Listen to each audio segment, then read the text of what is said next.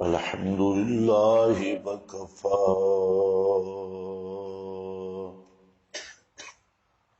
والصلاة والسلام على سيد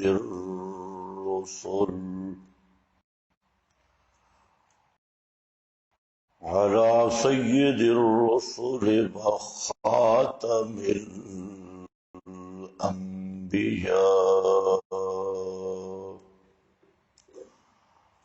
أما بعد فأعوذ بالله من الشيطان الرجيم. بسم الله الرحمن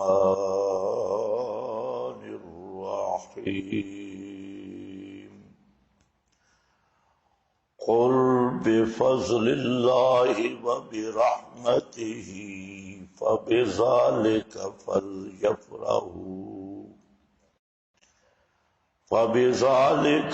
فليفرحوا هو خير مما يجمعون.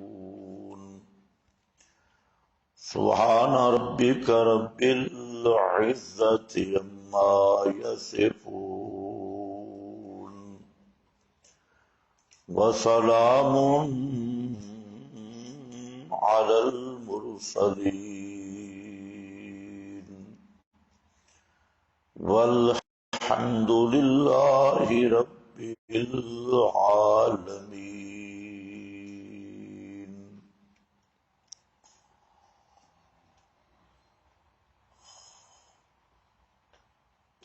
آج الحمدللہ دورہ تفسیر اور تحقیق کے مسائل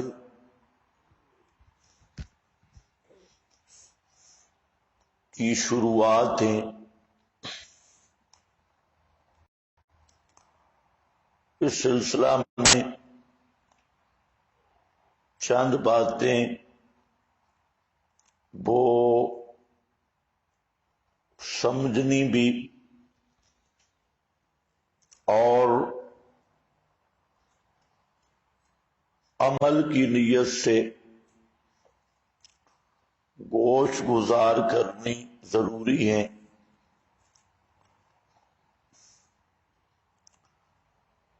پہلی بات یہ ہے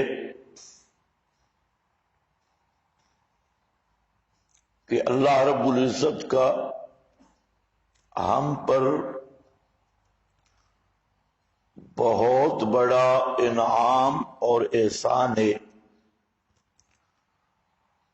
کہ اللہ رب العزت نے ہمیں انسان پیدا کیا. اللہ تعالی کی اور بھی بہت ساری مخلوقات تھیں، لیکن اللہ رب العزت نے محض اپنے کرم اور جود و عطا سے ہمیں اشرف المخلوقات ہونے کا اعزاز بخشا. پھر انسانوں میں کئی قسم کے طبقات تھے، نظریات تھے، اور بعض وہ نظریات اور طبقات جو رذیل سے رذیل حیوانوں سے بھی بدتر تھے، اللہ تعالی نے یہ ہم پہ انعام کیا کہ ہمیں اسلام جیسی دولت نصیب کی. پھر اسلام میں کئی امتیں تھیں اور اللہ رب العزت نے ہم پہ یہ احسان کیا کہ ہمیں خیر الامم کا فرد بنایا. پھر خیر الامم میں امت کے نام پر کئی فرقے تھے، گروہ تھے. تو اللہ تعالی نے ہم پہ یہ احسان اور انعام کیا کہ ہمیں قرآن والوں کے ساتھ وابستہ کیا، اور وہ جماعت جو نجات پانے والی ہے، جس کی تعبیر اہل السنت والجماعہ ہے، اس کا فرد ہونا ہماری قسمت میں کیا، تو یہ بھی اللہ رب العزت کا بہت بڑا احسان ہے۔ اور اہل السنت کی طرف منسوب گروہوں میں سے ہمیں اللہ رب العزت نے خالص حاملین کتاب و سنت کا گروہ اور طائفہ منصورہ کا فرد ہونے کا اعزاز بخشا، یہ بھی اللہ رب العزت کا بہت بڑا انعام ہے۔ تو پہلی چیز ہے اللہ تعالی کی ان نعمتوں کو یاد کر کے ان پر شکر کرنا۔ ذالک من فضل اللہ علینا، یہ اللہ تعالیٰ کا ہم پہ بہت بڑا فضل اور احسان ہے۔ دوسری بات یہ عرض کرنی ہے کہ قرآن کریم یہ کلام اللہ ہے، یہ کسی فنی کتاب نہیں ہے۔ عام طور پہ لوگ جو ہیں وہ قرآن پاک پر بھی فنون کی کبڈی کھیلتے ہیں۔ یہ فنی کتاب نہیں ہے، منطقی، فلسفی اور اس طرح کے جو فن آپ پڑھتے ہیں، اور نہ قرآن کریم کا مقصد فنون اور عام دیگر کتب کی طرح دماغی عیاشی ہے۔ تو باقی ساری کتابیں فن اور جن کو مجازن علم سے بھی تعبیر کرتے ہیں، تو اکثر ان میں دماغی عیاشی کا سامان ہے۔ قرآن کریم خالص ایمان اور عمل کا نصاب ہے، اور دلوں کی اصلاح کا نصاب ہے، اور یہ خالص اللہ تعالی کے ساتھ ربط اور تعلق بنانے کا نصاب ہے۔ تو اس لیے آپ حضرات کئی کتابیں پڑھتے ہیں، ان کی اغراض، مقاصد اور فنی لحاظ سے کئی نکات ہوتی ہیں۔ تو یہ بات ذہن میں رکھ لیں کہ قرآن کریم پڑھانے کا مقصد کیا ہے؟ اللہ تعالی کی پہچان اور اللہ تعالی کے رضا والے کام کرنا، اللہ کی ناراضگی سے بچنا، اور نظام الہی کو ارض اللہ پر قائم کرنا، اللہ تعالی کے نظام کو اللہ کی زمین پر قائم کرنا، اسی نظام عدل و انصاف کو۔ تو اصل یہی مقصد ہے۔ اور آج کل اکثر یہ ایک غلط روش چل پڑی ہے کہ قرآن پاک کو ایک قاری ہے تو وہ اپنے فن میں استعمال کر رہا ہے، لیکن قرآن کے مقصد سے بے خبر ہے۔ نحوی ہے، اس نے قرآن کو نحو کی کتاب بنایا ہوا ہے، اور نحوی اس غافیوں پر وہ سارا دن لگا رہتا ہے اور سمجھتا ہے میں بھی مفسر قرآن ہوں، حالانکہ پوری قرآن سے وہ نحوین ہدایت النحو جامی کشید کر رہا ہے، تو اور قرآن پاک کے مقصد سے بے خبر ہے۔ اسی طرح منطقی ہے، فلسفی ہے، وہ قرآن پاک کو منطق اور فلسفہ کی کتاب بنا کے بیٹھا ہے، اور اسی طرح کوئی علم ادب سے تعلق رکھتا ہے وہ قرآن پاک کو مقامات بنا کے پڑھا رہا ہے کہ یہ لفظ آ گیا جی، اس کے کتنے معنی ہیں جی، یہ فلاں فلاں معنی ہے جی، فلاں فلاں معنی ہے جی۔ تو یہ جو مقصد ہے قرآن کا اس کا پتہ ہی نہیں، اور قرآن پاک کو مقامات حریری کی طرح پڑھا رہا ہے، ادب کی کتاب بنا دیا، عربی ادب کی۔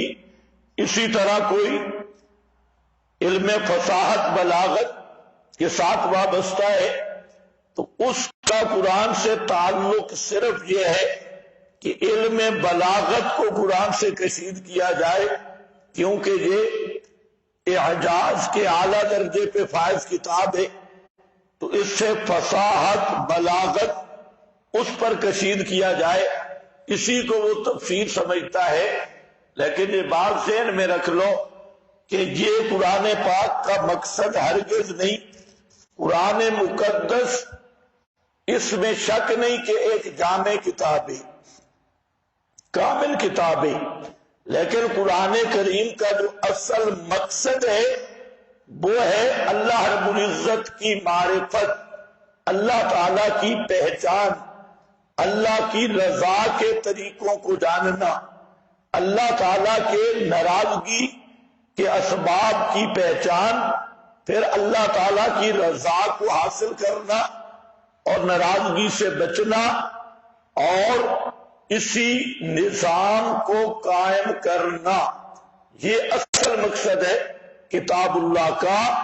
اور قرآن آئے اس لیے ہے اللہ رب العزت کی معرفت کرانے کے لیے، تو یہ ہے وہ تزکیہ والی کتاب، خالص تزکیہ۔ اس لیے قرآن کریم کا موضوع کے متعلق علماء نے تصریح کی ہے، دو قول ذکر کیے کہ قرآن پاک کا موضوع کیا ہے۔ ایک جو قول ہے وہ یہ ہے کہ قرآن مقدس کا موضوع اور عنوان ہے توحید خالص، التوحید الخالص، یہ قرآن پاک کا موضوع ہے۔ بعض علماء فرماتے ہیں کہ قرآن پاک کا موضوع الانسان من حیث انہ مکلف، انسان اس حیثیت سے کہ وہ مکلف ہے، لیکن ان میں کوئی تضاد نہیں، تعبیر کا فرق ہے۔ اگر قرآن مقدس کا موضوع اور اس کا اصل ہدف توحید خالص کو قرار دیا جائے، یا انسان من حیث انہ مکلف، تو تعبیر کا فرق ہوگا، کیونکہ انسان اس حیثیت سے کہ وہ مکلف ہے، تو انسان سب سے پہلے جس چیز کا مکلف ہے وہ اللہ کی توحید کو سمجھنا ہے۔ اول واجب، ہر انسان پہ جو سب سے پہلا واجب اور پہلی بات ضروری ہے وہ ہے اللہ تعالی کی توحید کو سمجھنا، باقی ساری چیزیں واجبی ہیں۔ تو اس لحاظ سے قرآن کا موضوع التوحید الخالص بنائے یا الانسان من حیث انہ مکلف، معال ایک ہے، نتیجہ ایک ہے کہ قرآن مقدس کا مضمون اور موضوع ہے اللہ تعالی کی خالص توحید۔ اور قرآن پاک نے خود بھی، یہ انشاءاللہ اب جب مسئلہ چلے گا تو آپ دیکھیں گے کہ قرآن مقدس کا اصل مضمون ہی اور موضوع ہی اللہ تعالی کی توحید ہے، اور یہ موضوع قرآن نے خود متعین کیا ہے، خود قرآن پاک نے بتایا۔ مسئلہ الہ میں میں ذکر کروں گا، ساری آیات بھی آپ کے سامنے آئیں گی کہ قرآن کا اصل موضوع ہے ہی مسئلہ توحید۔ اب توحید کیا ہے؟ اتنی بات تو واضح ہے کہ القرآن کلہ فی التوحید، قرآن پورا کا پورا اس کا مضمون ہے توحید، اور توحید نام ہے اللہ کی معرفت صحیحہ کا. اللہ تعالی کی صحیح معرفت کا نام توحید ہے. تو بات وہی آ گئی کہ قرآن آیا کیوں؟ اللہ کی پہچان کرانے کے لیے، اللہ تعالی کی معرفت کے لیے. اس پر آپ دیکھ لیں سورۃ الانبیاء میں آخر میں صاف فرما دیا قل انما یوحی الی انما الہکم الہ واحد. قل انما یوحی الی، فرما دیجئے میری طرف صرف ایک بات کی گئی ہے.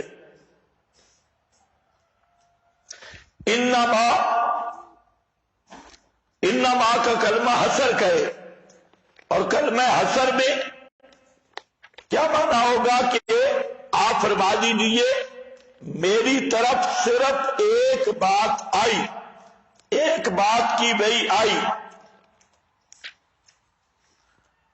اور وہ بات کیا ہے؟ انما الہکم. آیت نمبر 108 سورۃ الانبیاء صفحہ 614. قل انما یوحی الی انما الہکم الہ واحد. فرما دیجئے میری طرف ایک ہی وحی آئی، اور وہ ایک وحی یہ ہے کہ الہ ایک ہے. یہ ہے اصل موضوع، یعنی پورے قرآن میں ایک ہی مسئلہ آیا کہ الہ ایک ہے. اب آپ کے حاشیے پر عبارت ہے، اور یہ علامہ اندلسی رحمہ اللہ مفسر اندلسی کی عبارت ہے کہ فائدہ تو اجتماعہما الدلالۃ علی ان الوحی الی الرسول مقصور علی استئثار اللہ بالوحدانیہ. اب ذرا سمجھو، فائدہ تو اجتماعہما دو جگہ آیا ہے کلمہ حصر کا. قل انما پھر انما، اس کا کیا ہوگا فائدہ؟ الدلالۃ علی ان الوحی الی الرسول. یہ دلالت ہے کہ رسول صلی اللہ علیہ وسلم کی طرف جو وحی آئی ہے مقصور، یہ بند ہے. مقصور یہ وحی بند ہے اوپر اللہ تعالی کی وحدانیت کے اختصاص کے ساتھ بند ہے. یعنی وحی جو آپ کی طرف قرآن آیا تو یہ مقصور کا لفظ ذہن میں رکھنا، اس کا موضوع صرف اللہ کی توحید ہے، وحدانیت الہیہ، یہی اس کا موضوع ہے. آگے آپ کے پاس دوسرا حوالہ ہے مظہری کا. فرماتے ہیں لِأَنَّهُ الْمَقْصُودُ الْأَصْلِ مِنَ الْبِعْثَةِ وَأَمَّا مَا عَدَاهُ فَمِنَ الْأَحْكَامِ الْمُتَفَرِّعَةِ عَلَيْهِ. یہ ابو سعود کی عبارت ہے. لِأَنَّهُ الْمَقْصُودُ الْأَصْلِ کہ مقصود اصلی قرآن کا وہ کیا ہے؟ توحید ہے. یہی الہکم الہ واحد، یہی ہے مقصود اصلی. اصل مقصد یہ ہے، باقی رہ گئے احکام، نماز، روزہ، حج، زکات، حلال حرام وغیرہ. تو یہ اسی توحید کی شاخیں ہیں، اسی پر یہ متفرع ہے. لیکن بنیاد اور حقیقی مسئلہ وہی توحید ہے. اسی طرح قاضی صاحب کی عبارت ہے الحاصل ان المقصود الاصلی من الوحی التوحید. خلاصہ یہ ہے کہ وحی سے جو حاصل اور مقصود اصلی ہے وہ ہے التوحید. کانہو، یہ عبارت ذرا سمجھ لیجیے، گویا کہ وہی موہا ہے، وحی کی گئی ہے میری طرف، لا غیر، توحید کے علاوہ کوئی چیز میری طرف نہیں ہوئی، میری طرف جو وحی ہوئی وہ صرف توحید ہے۔ اسی طرح امام قرطبی رحمہ اللہ ان کی عبارت بھی موجود ہے۔ تو بہرحال میں عرض یہ کر رہا تھا کہ قرآن مقدس کا جو اصل ہدف اور مقصد ہے وہ کیا ہے؟ توحید الہی، اللہ تعالیٰ کی وحدانیت، اللہ تعالیٰ کی توحید۔ یہ فنوں والی کتاب نہیں کہ قرآن میں آپ ساری زندگی بلاغت پہ گزار دیں، نحو پہ گزار دیں اور صرفیوں کی طرح سیغوں پہ گزار دیں اور سمجھے ہم قرآن کی خدمت کر رہے ہیں، اور جہاں منطق، فلسفہ اور علوم جھاڑتے رہیں، یا آیت قرآن کی لکھ کے نیچے آپ معارف شروع کر دیں، استنجا کے مسائل اور حیض کے مسائل، استحاضہ کے مسائل، اور نیچے پوری فقہ لکھی ہوئی ہو، اس کا نام تفسیر قرآن نہیں، مقصد قرآن نہیں۔ باقی سارے مسائل وہ متفرع تو ہو سکتے ہیں، لیکن اصل مقصد اور اصل ہدف قرآن کا وہ اللہ تعالیٰ کی معرفت ہے، اللہ کی وحدانیت ہے، اللہ تعالیٰ کی توحید ہے۔ کتنے افسوس کی بات ہے کہ آج درس قرآن دیتا ہے ملا، لیکن پورے دروس اس کے جمع کرو توحید کا نشان ہی نہیں ملتا۔ توحید جو جس مقصد کے لیے قرآن آیا وہ کہیں نظر ہی نہیں آتا، اور بس صرف آیت قرآن کی پڑھی۔ ہمارے حضرت صاحب فرماتے تھے تیرا حضرت جائے جہنم میں قرآن کیا کہتے ہیں۔ ہمارے بزرگ فرماتے تھے ادھر آیت قرآن کی آئی اور فوراً چھلانگ حضرت کی طرف، یعنی قرآن کا جو مقصد اصلی ہے وہ اللہ تعالیٰ کی توحید، اس کے قریب نہیں جاتا۔ ادھر ادھر ساری پھر پھرا کے لطیفے، گپے، واقعات۔ اول تو میں نے ایک بزرگ کو سنا، اس کا بڑا دورہ تفسیر مشہور تھا، میں نے کہا یہ بھی شاید پڑھاتا ہے، تو میں نے سننا شروع کیا۔ اور دورہ تفسیر کیا تھا؟ آیت قرآن کی پڑھتا اور کہتا ہے جب میں افغانستان گیا تھا، جب میں ہندوستان گیا تھا، جب میں دارالعلوم دیوبند گیا تھا، جب میں کراچی تھا، جب میں پشاور تھا، جب میں فلاں تھا، جب میں فلاں تھا۔ بھئی قرآن کیا کہہ رہا ہے، تو کیا بکواس کر رہا ہے؟ تو افغانستان جا نہ جا، دیوبند جا نہ جا، تو جا قرآن پڑھانا۔ قرآن کا مقصد کیا ہے؟ تو اس لیے یاد رکھ لو کہ قرآن مقدس کا جو اصل موضوع ہے وہ کیا ہے؟ بولیں شاباش، وہ کیا ہے؟ توحید۔ یہ اصل مقصد ہے، اور یہ کوئی میری بات نہیں، میں نے 3 حوالے آپ کے سامنے رکھے، اسی آیت کے معنی بیان کرتے ہوئے حضرات فرما رہے ہیں کہ قرآن مقدس کا اصل موضوع وہ توحید ہے، توحید ہے۔ اب ذرا سورہ ہود بھی نکال لیں شروع سے۔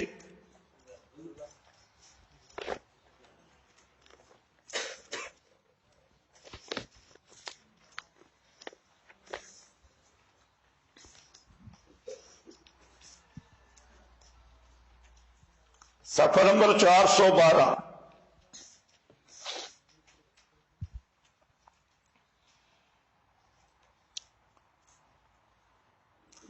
کتاب ھذا کتاب، یہ عظیم الشان کتاب، او کہ مت آیاتہ، جچی تلی ہے آیات اس کی، ثم فصلت، پھر کھولی ہوئی ہے، من لدن حکیم خبیر، حکیم خبیر کی طرف سے، اللہ تعبدوا الا اللہ، اللہ تعبدوا الا اللہ، لأجل اللہ تعبدوا الا اللہ۔ یہ قرآن کیوں آیا؟ یہ مقصد انزال قرآن، قرآن آیا کیوں؟ اللہ تعبدوا اللہ تعبدوا اللہ تعبدوا۔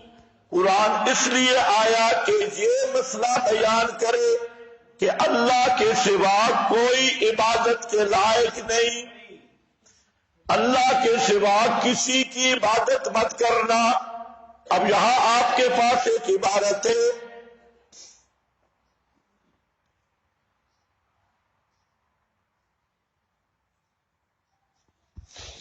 ایک عبارت تو ہے کاشانی کی، اور ایک اس کے نیچے عبارت ہے امام رازی کی۔ وہ ذرا دیکھیں،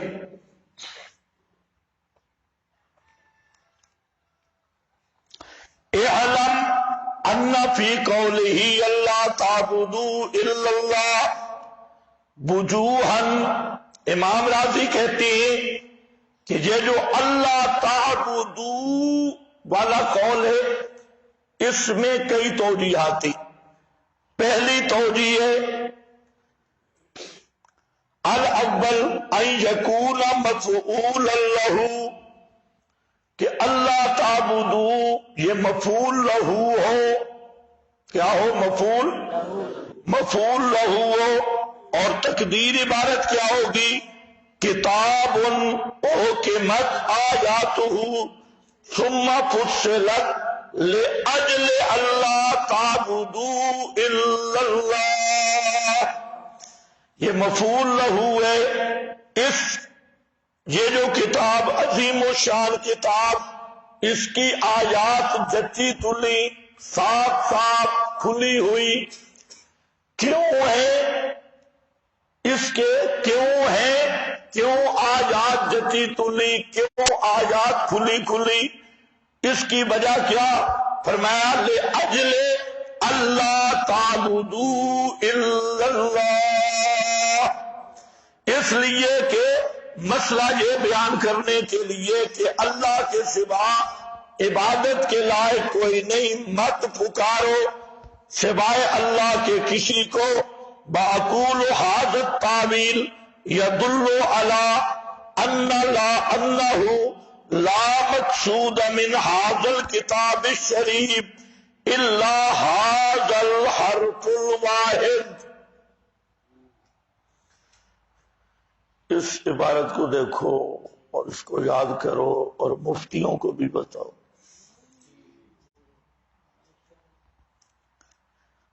اقول ھذا التاویل، امام رازی کہتے ہیں میں کہتا ہوں کہ یہ تعبیل یدل علی انہ لا مقصود من ھذا الکتاب الشریف، نہیں مقصود اس کتاب مقدس سے الا ھذا الحرف الواحد، مگر ایک ہی یہی ہدف، ایک ہی ہدف۔ کون سا ہدف؟ اللہ تعبدوا الا اللہ، یہی مقصود ہے، اس کے علاوہ کوئی مقصود نہیں اس کتاب سے۔ اللہ تعبدوا الا اللہ۔ اگلا جملہ ذرا دیکھنا ہے، فرماتے ہیں کہ فَكُلُّ مَنْ صَرَفَ عُمَرَهُ إِلَى سَائِرِ الْمَطَالِبِ، یہ سارے علماء ذرا دیکھیں، بزرگ دیکھیں، کیا ہے؟ فَكُلُّ مَنْ صَرَفَ عُمَرَهُ إِلَى سَائِرِ الْمَطَالِبِ، ہر وہ بندہ جو دوسرے مطالب میں زندگی صرف کر کے آیا، کتاب الاستنجا پڑھاتا رہا، استحاضہ پڑھاتا رہا، کتاب الحیض پہ لگا رہا ساری زندگی، چاہے وہ کتاب الصلاۃ کتاب الحج پہ ہی لگا رہا، سائر المطالب صرف نام، سائر المطالب بیان معانی، سائر المطالب ضرب یضرب ضربا، سارے فنون پڑھتا رہا، اور سائر المطالب سارے درختوں سے مسواک کاٹ لیے، سائر المطالب سب مطالب اس مسئلہ کو اللہ تعبدو الا اللہ. جس آدمی نے پوری زندگی دوسرے مطالب میں گزاری، فضولیات میں نہیں، مطالب میں گزار دی، تو وہ کون ہوگا؟ فقد خاب و خسرا، اس نے زندگی برباد کر لی کیونکہ مقصد حاصل نہیں ہوا. تو اس لیے ذرا دیکھو اصل مقصد قرآن کا کیا ہے؟ کہو اللہ کی توحید ہے. قرآن کا موضوع کیا ہے؟ اللہ کی توحید، وحدانیت. یہی قرآن کا مرکزی مسئلہ، مقصودی مسئلہ، مخدوم مسئلہ، اصل مسئلہ ہے. باقی جتنے مسائل ہیں وہ اسی پر متفرع ہو رہے ہیں. اب کتنے افسوس کی بات ہے کہ جو قرآن کا اصل ہدف ہے اس کے لیے آنے کے لیے تیاری کوئی نہیں ہے، اور باقی ساری ادھر ادھر کی گپ شپ پہ سارے لگے ہیں. تو اس لیے یہ بات سمجھنی ضروری ہے. دوسری بات میں عرض کر رہا تھا، اس کا لمبی ہو گئی، میں صرف یہ بتانا چاہتا تھا کہ قرآن کریم یہ کلام اللہ ہے. یہ قرآن آیا کیوں؟ اللہ کی پہچان کرانے کے لیے، اور اللہ کی معرفت اور پہچان وہ رب کی وحدانیت ہے. اللہ کی توحید کا مسئلہ یہ اللہ کی پہچان ہے، یہ اللہ تعالیٰ کی معرفت ہے. اسی لیے مشرک کو اللہ تعالیٰ نے بار بار کافر باللہ قرار دیا کہ جو مشرک ہے وہ کافر باللہ ہے، اس نے اللہ کو مانے ہی کوئی نہیں. حالانکہ وہ ہر بات میں کہتا ہے لَيَقُولُنَّ اللَّهُ لَيَقُولُنَّ اللَّهُ، وہ کہتا رہا، لیکن اس نے جو اللہ کی پہچان تھی اور وہ مسئلہ توحید تھا اس کے وہ قریب ہی نہیں پہنچا. تو یہ دوسرا مقام ہے قرآن کا کہ اس کتاب مقدس کا جو مقصد ہے وہ مقصد کیا ہے؟ التوحید الخالص. اب تھوڑا سا میں یہاں ایک بات سمجھاؤں گا، توجہ کرنا. توحید پر تو انشاءاللہ مستقل عنوانات آ رہی، وہ تو جب قرآن پڑھیں گے، مسئلہ الہ پڑھیں گے، پھر پتہ چلے گی توحید کس چیز کا نام ہے. البتہ یہ ہے کہ ایک ہے توحید اعتقادی اور دوسرا ہے توحید حالی یا توحید احسانی. توحید اعتقادی عقیدہ توحید رکھنا، اور توحید اعتقادی کا مختصر مفہوم یہ ہے کہ اللہ تعالیٰ کو ذات، صفات، افعال، حقوق میں وحدہ لا شریک سمجھنا. ذات، صفات، افعال، حقوق میں وحدہ لا شریک سمجھنا، یہ کیا ہے؟ توحید اعتقادی. توحید اعتقادی یہ شرط ہے نجات کے لیے. توحید اعتقادی کے بغیر نجات نہیں، یہ شرط ہے. اتنی توحید ماننا نجات کے لیے شرط ہے. لیکن یہ بات ذہن میں رکھو، جو توحید حالی یا توحید احسانی ہے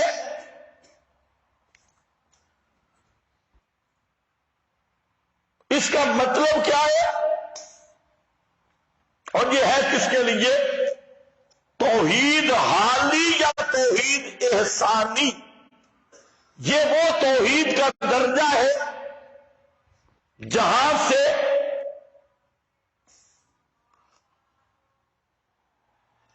درجات، رفعت درجات اس پر موقوف ہے. رفعت درجات وہ توحید حالی اور توحید احسانی پر موقوف ہے. اس کے بغیر رفعت درجات دنیا اور آخرت میں نصیب نہیں ہو سکتا. دنیا میں بھی رفعت درجات وہ توحید حالی اور توحید احسانی سے حاصل ہوتی ہے، اور آخرت کے درجات بھی وہ حاصل ہوں گے توحید حالی اور توحید احسانی سے۔ یہ بھی ایک پہلو ہے کہ آج اول تو لوگ توحید پہ محنت ہی نہیں کرتے، اور جو توحید پہ محنت کرنے والے ہیں ان میں پھر آگے طبقات ہیں۔ بعض وہ لوگ ہیں کہ جو توحید اعتقادی جب اختیار کر لے تو سمجھتے ہم بڑے مواحد ہو گئے، اب ہمیں مزید ضرورت نہیں ہے۔ اس لیے جب یہاں پہنچتے ہیں تو شیطان کا شکار ہو جاتی ہے، کوئی کہیں گی یا کوئی کہیں گی یا، کیونکہ جو اصل مقاصد تھے اور مقصد نجات کے لیے تو توحید اعتقادی ہے، لیکن رفع دراجات کے لیے اور لذات فی العبادات کے لیے اور تزکیہ نفس کے لیے وہ ضروری ہے توحید حالی اور توحید احسانی، اور توحید حالی اور توحید احسانی اس کے درجات اتنے اونچے ہیں کہ اگر کسی کو 1000 سال بھی زندگی مل جائے اور وہ ان مدارج پہ چڑھتا رہے اور ترقی کرتا رہے اور ترقی کرتا رہے تو ان مدارج کے منتہا تک نہیں پہنچ سکتا۔ تو اس لیے توحید اعتقادی بھی قرآن کا موضوع ہے، اور توحید حالی اور احسانی بھی قرآن کا مطلوب ہے، اور رفعت درجات کا وہی سبب ہے۔ توحید حالی کیا ہے؟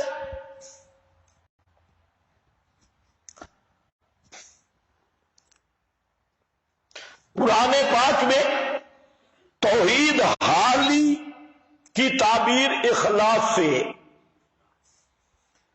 اخلاص،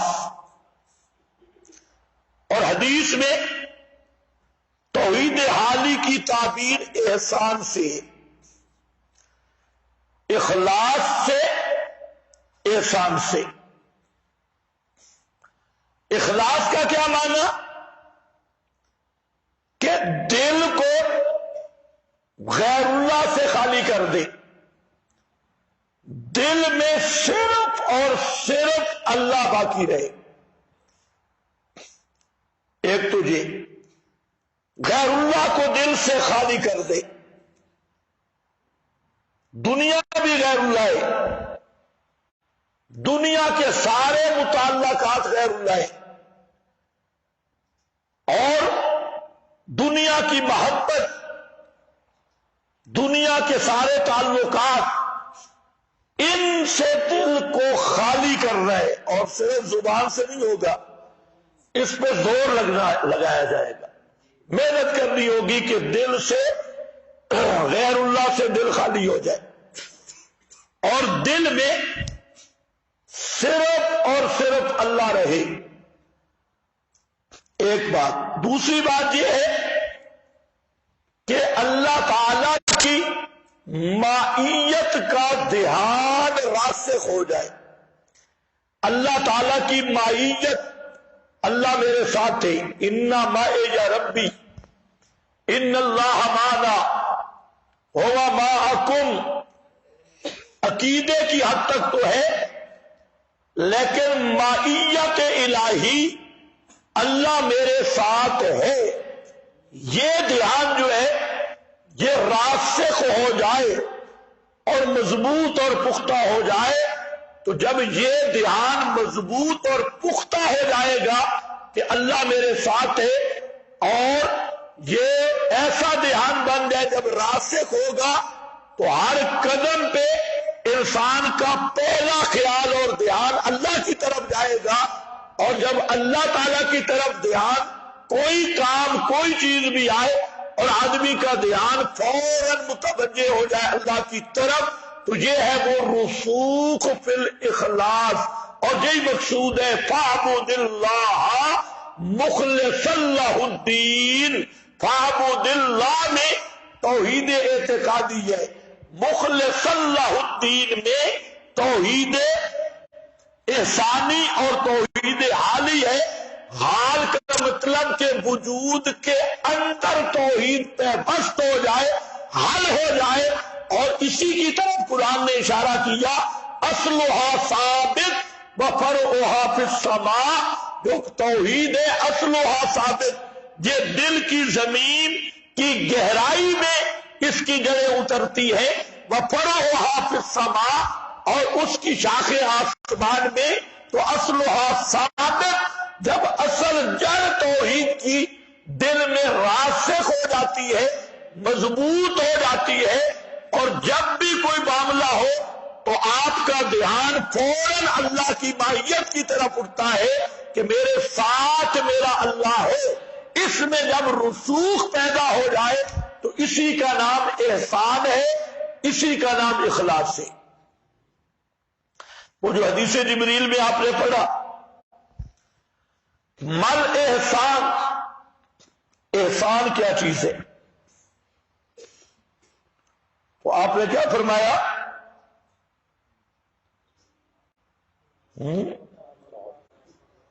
اعبد ربک کأنک تراہ، کأنک تراہ وإن لم یکن.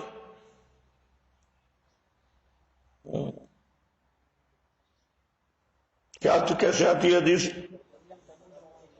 لم تکن، ہاں واؤ نہیں ہے حدیث میں، یہ جان بوجھ کے میں نے کہا آپ کو بھی پتہ چلے. واؤ نہیں ہے لیکن ان بسلی ہے.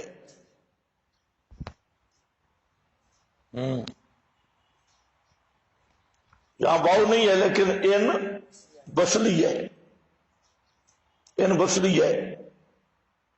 بڑے بڑے مولویوں نے جھگڑا بھی ڈالا. اس کا یہ نہیں ماننا کہ اللہ کی عبادت کر، اس تصور کر کے اے اللہ کاننا کا طرح ہو، گویا کہ تو دیکھتا ہے. تو کیا ملا مانا کرتے کہ پہلا درجہ یہ ہے کہ اللہ کی عبادت یوں کر کے تو اللہ کو دیکھ رہا ہے.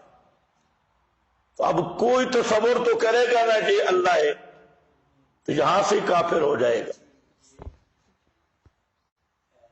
پتہ نہیں آپ کو سمجھ بھی ہے بھائی. ذہن میں جب کسی صورت شکل کا تصور کرے گا یہ اللہ ہے، کاننا کا طرح ہوا ہے، تو اگر ذہن میں کسی خیال صورت کا تصور کیا کہ یہ اللہ ہے تو یہاں سے یہ کافر ہے. اب انسان کے سارے درجے پورے ہو جائیں گے. اس لیے وہاں یہ ہے کأنک تراہ، گویا کہ تو دیکھتا ہے اگرچہ تو نہیں دیکھ سکتا. فإنہ یراک، وہ اللہ تجھے دیکھ رہا ہے، وہ تجھے دیکھتا ہے، تو نہیں دیکھتا. تو جہاں ان بسلیہ ہے، اگرچہ تو دیکھ نہیں سکتا. اس لیے لفظ کأن ذکر کیا. اس کی بات اپنے مقام پہ آئے گی. اب تو میں تو بہت مختصر کرنا چاہتا تھا لیکن پھر بات لمبی ہو رہی ہے. میں عرض یہ کر رہا تھا کہ جو توحید احسانی ہے، توحید حالی ہے، اس کا خلاصہ یہ ہے کہ انسان کا یہ دھیان پختہ ہو جائے، یہ خیال پختہ ہو جائے. اور وہ خیال کیا ہے کہ انا معی ربی، ان اللہ معنا، اللہ میرے ساتھ ہے، اللہ مجھے دیکھ رہا ہے، اللہ رب العزت وہ میرے ساتھ ہے. کما علی کو بشانی ہی. جب یہ دھیان مضبوط ہو جاتا ہے تو اس کا نام کیا ہے؟ توحید حالی. اور جتنے درجات ہیں، جتنی لذات ہے عبادات کی، اور استقامت اور ربط علی القلوب کے درجات، وہ سب موقوف ہیں اس توحید حالی پر. جب آدمی اس درجے پہ پہنچ جائے، اسی توحید کے دھیان کہ اللہ مجھے دیکھ رہا ہے، اللہ میرے ساتھ ہے، جب انسان یہاں پہنچتا ہے تو اس کے بعد اس کو ربط قلب کی نعمتیں ملتی ہیں. اور یہ نعمتیں اتنی لمبا خزانہ ہے جو کبھی ختم نہیں ہوتا. اب یہ جتنے تصوف کے نام پہ لوگ گمراہ ہو گئے، خانقاہوں میں بیٹھے، اب وہ کیا کر رہے ہیں جناب، ایک سوت پہ ذکر ہو رہا ہے، ہندوؤں کے جوگی وہاں بیٹھے ہیں، ہمارے جوگی یہاں بیٹھے ہیں، اور وہ یہ احسان کا درجہ حاصل کرنا چاہتے ہیں بدعات کے ذریعے۔ ساری دنیا جہان کی بدعتیں اور ذکر جاری اور یہ مجالس، اور اس میں وہ کیا کہتے ہیں، ہم اللہ کا دھیان کر رہے ہیں، حالانکہ جب وہ آواز نکالتے ہیں ان کی آواز ایسے لگتی ہے کہ ان درندوں کو اپنا دھیان بھی نہیں، اللہ کا دھیان کیسے ہوگا؟ ان کی آوازوں کا شور سنو۔ یہ چیزیں جو اصل چیز ہے اللہ تعالیٰ کی معرفت اور میرے دل بات پہ غور کرنا، یہ جو توحید احسانی ہے اور توحید حالی ہے، یہ بھی حاصل ہو سکتی ہے صرف قرآن کے ذریعے۔ قرآن کے علاوہ اس کے لیے اور کوئی نصاب نہیں۔ یہی وجہ ہے کہ نبی کریم علیہ السلام کے مقامات عظمت میں اللہ تعالیٰ نے جب آپ کے مناسب ذکر کیے تو وہاں ایک منصب ترتیب بدل کے بیان کیا، اور وہ یہ ہے یزکیہم ویعلمہم الکتاب، اور دوسرے مقام پہ یعلمہم الکتاب ویزکیہم، ایک مقام پہ یزکیہم یعلم سے پہلے ہے، دوسرے مقام پہ یزکیہم یعلمہم الکتاب کے بعد میں ہے۔ اللہ بتانا یہ چاہتے ہیں کہ تزکیہ نفس کو رذائل سے پاک کرنا، اس کی ابتدا بھی قرآن سے ہوتی ہے، اس کی انتہا بھی قرآن پہ ہوتی ہے۔ اس کی ابتدا بھی قرآن سے ہے، اس کی انتہا بھی قرآن پاک سے ہے۔ تو قرآن کا موضوع توحید ہے، توحید اعتقادی یہ نجات کے لیے، اور توحید احسانی یہ کیا ہے، رفع درجات کے لیے، حصول درجات کے لیے۔ تو یہاں پر بھی خیال کرنا ہے، صرف توحید اعتقادی پر اکتفا کرنا اور توحید حالی احسانی کی تمنا نہ کرنا، یہ بھی محرومی کا سبب ہے، اور قرآن پاک کے ساتھ بے التفاتی ہے اور ہجران القرآن ہے۔ تو قرآن پاک کا جو اصل مقصد تھا، یہ انشاءاللہ آپ دیکھیں گے، قرآن پاک کی یہ پوری تعلیم ہے توحید اعتقادی اور توحید حالی اور احسانی توحید، تو یہ اصل چیز ہے، یہ موضوع ہے۔ تیسری بات میں یاد کرتا ہوں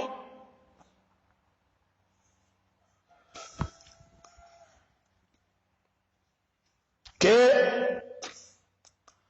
نیت کی اصلاح یہ ضروری ہے۔ ایک حدیث آپ پڑھتے ہیں قرآن پاک میں بھی، اس کا اصل ماخذ موجود ہے، انما الاعمال بالنیات۔ اچھا، عجیب مصیبت ہے، یہاں پر بھی فقہی فنی باتیں شروع ہو گئی، اصل مقصد حدیث کا پیچھے رہ گئی۔ یہ حدیث آئی کیوں؟ صرف نیت صحیحہ اور نیت فاسدہ کا فرق بیان کرنے کے لیے۔ کس کے لیے آئی؟ نیت صحیحہ نیت فاسدہ کا فرق بیان کرنے کے لیے۔ الفرق بین نیت صحیحہ نیت صحیح اور فاسدہ کا فرق بیان کرنے کے لیے یہ حدیث آئی۔ اور اب جو اصل مقصود تھا وہ تو بیان ہی کم ہوتا ہے، یہاں پر شروع ہو گیا جناب وضو میں نیت ضروری ہے یا نہیں، تیمم میں نیت ضروری ہے یا نہیں ہے۔ بھائی ایک ہے وجود نیت، اس کی تو جہاں بات ہی نہیں ہے، ایک ہے تصحیح نیت، صحیح نیت فاسد نیت کا فرق کرنا، دونوں میں فرق نہیں۔ وجود نیت اور چیز ہے اور نیت صحیحہ اور فاسدہ کا فرق کرنا یہ الگ امر ہے.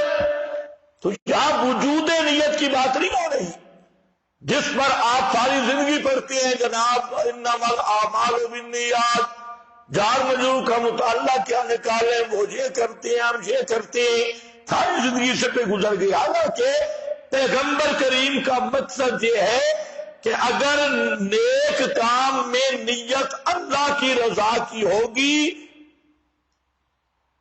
تو ثواب ملے گا، اور اگر اللہ کی رضا نہیں غیر اللہ کی رضا ہو گئی اور نیت جو ہے وہ اللہ کی رضا کے ساتھ ملاوٹ والی ہو گئی یا صرف غیر کی ہو گئی تو پھر ثواب نہیں ملے گا. تو صحیح نیت کیا ہے؟ من کانت ہجرتہ الی اللہ برسولہ، جس آدمی کی ہجرت اللہ کی رضا کے لیے ہو اور رسول کے طریق کے مطابق ہو تو وہ نیت صحیح ہے. اور جس آدمی کی ہجرت دنیا کی طرف ہو الی امرأۃ یا کسی زنانی کی طرف ہو تو ہجرت الی ما ہاجر الیہ، اس کو ثواب نہیں ملے گا. تو صحیح نیت کیا ہے کہ ہر نیک کام میں صرف اللہ کو راضی کرنا، اللہ کی رضا کو حاصل کرنا، اور کوئی غرض اور کوئی نیت نہ ہو. بالخصوص تعلیم قرآن میں، قرآن پاک پڑھنے پڑھانے میں نیت کیا ہو کہ اللہ راضی ہو جائے. جس کو راضی کرنا ہے صرف استاد کو بھی نہیں، وہ الگ بات ہے، نیت میں نہیں.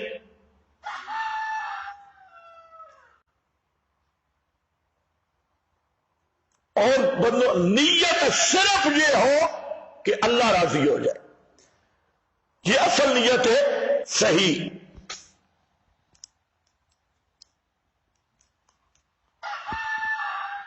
اب آپ دیکھیں کہ صحیح نیت پر آدمی چلے، راستہ طے نہ بھی ہو تو راستہ طے کرنے کا ثواب مل جاتا ہے، لیکن نیت صحیح ہو. یہ نیت نہ ہو کہ میں قرآن سیکھ کر خطیب بن جاؤں گا اور فیسیں وصول کروں گا. یہ نیت نہ ہو کہ میں قرآن سیکھ کر کسی مسجد کا امام بن کے اچھا تاجر بن جاؤں گا، تنخواہ اچھی ہوگی، یا مجھے لوگ کہیں گے یہ بڑا مفسر ہے یا یہ بڑا قاری ہے، بڑا ماہر ہے. تو اگر یہ نیت ہے تو پھر قرآن نہ سیکھنا سیکھنے سے بہتر ہے.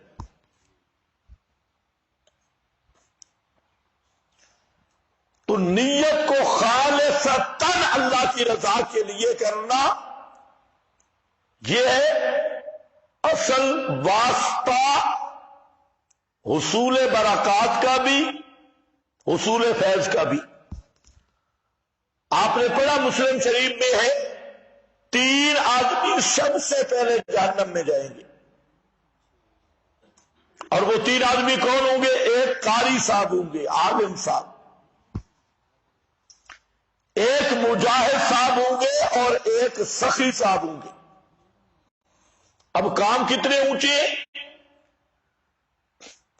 تو سب سے پہلے جہنم میں وہ عالم اور قاری جائے گا جس سے اللہ تعالی نعمتیں یاد کروا کر پوچھیں گے میں نے تجھ پہ یہ انعامات کیے، تو نے کیا کیا؟ وہ کہے گا یا اللہ ساری زندگی قرآن پڑھتا پڑھاتا رہا، ساری زندگی.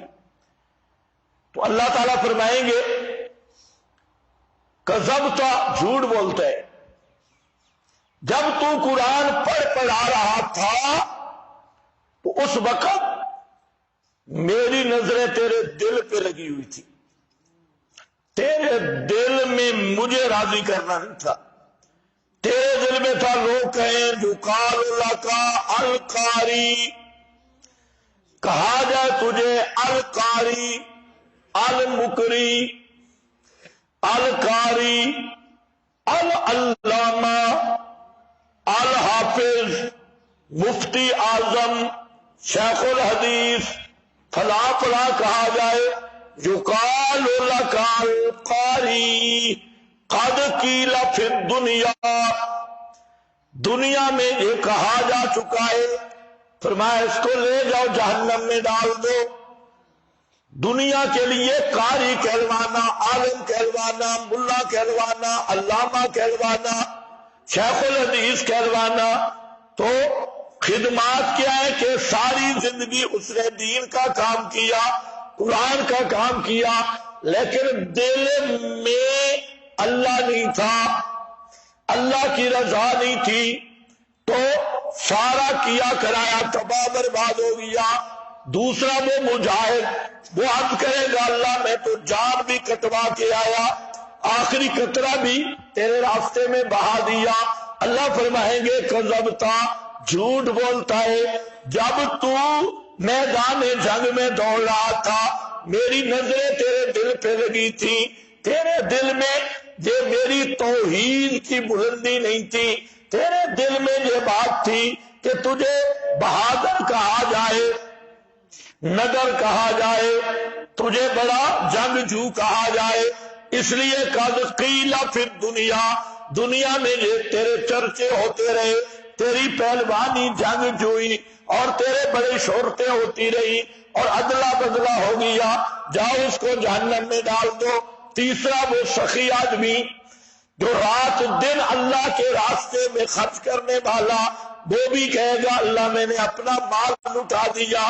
اللہ فرمائیں گے کذبتا، جب تو خرچ کر رہا تھا میری رضا مقصد نہیں تھی، بلکہ تیری نیت میں تھا کہ تجھے کہا جائے چودھری صاحب بڑا خرچہ کرتے ہیں، حضرت صاحب بڑے اللہ کے راہ میں مال دیتے ہیں، قد قیل فی الدنیا، دنیا میں کہا گیا، اب سوائے جہنم کے کوئی چیز حاصل معصول نہیں۔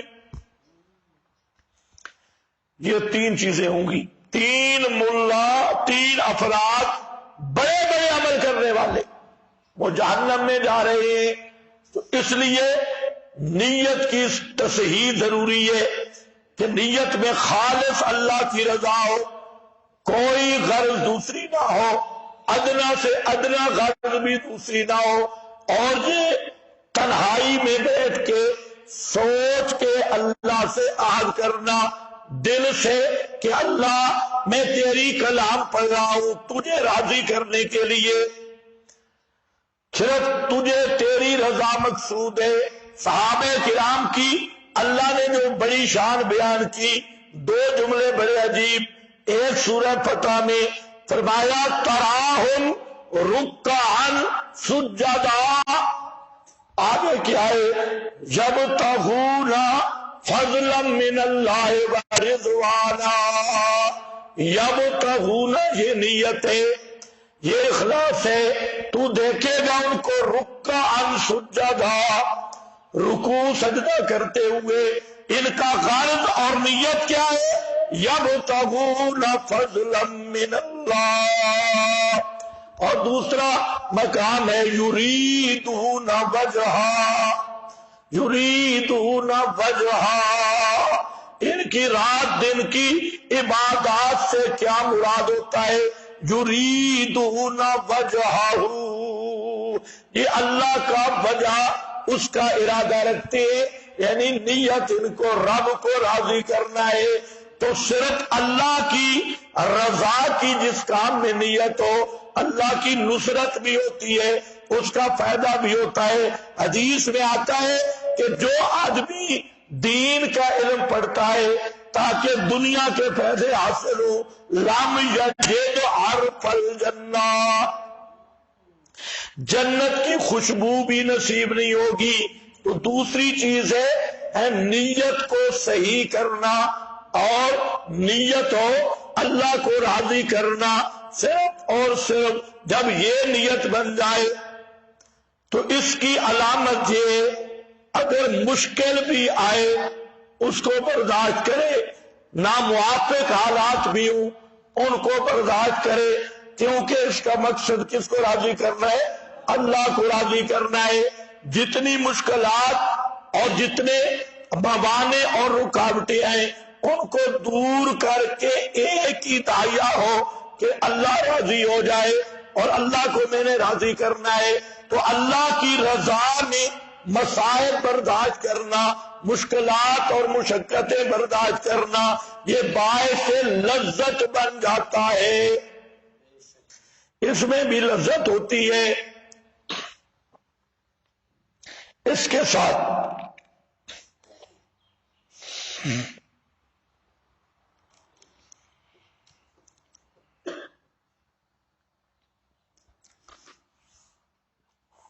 قرآن مقدس کے آداب تو آپ اکثر کو معلوم ہے،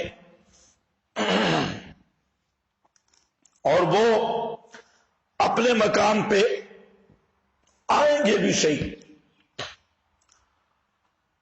میں صرف آپ کو اتنی بات بتاتا ہوں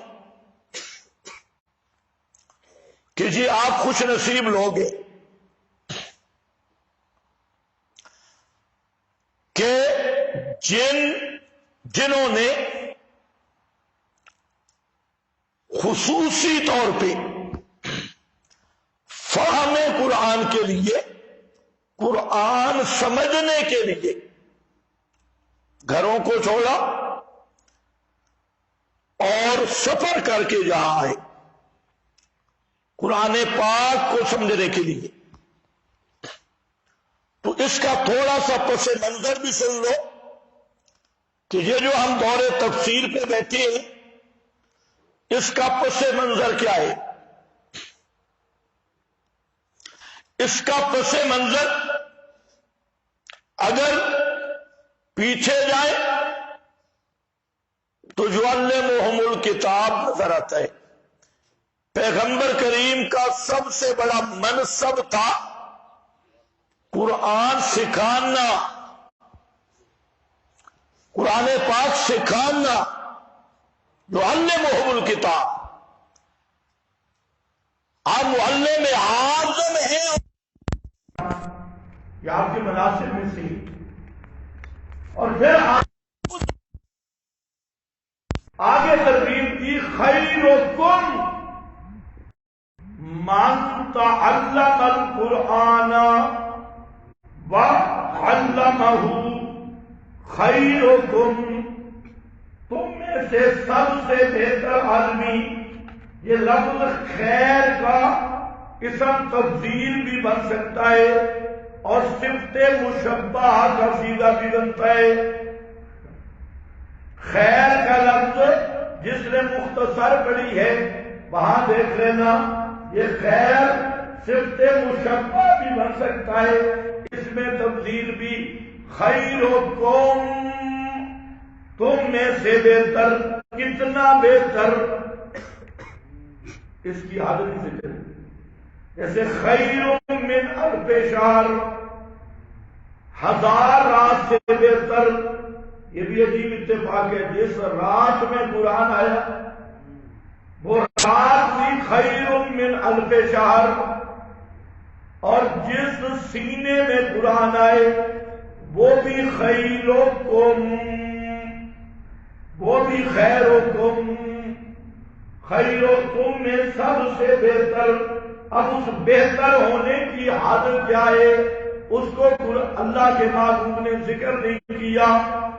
البتہ قرآن میں اتنا آیا ثم اورثنا الکتاب الذین اصطفینا من عبادنا. ایک قرآن کا وارث نہیں ملتا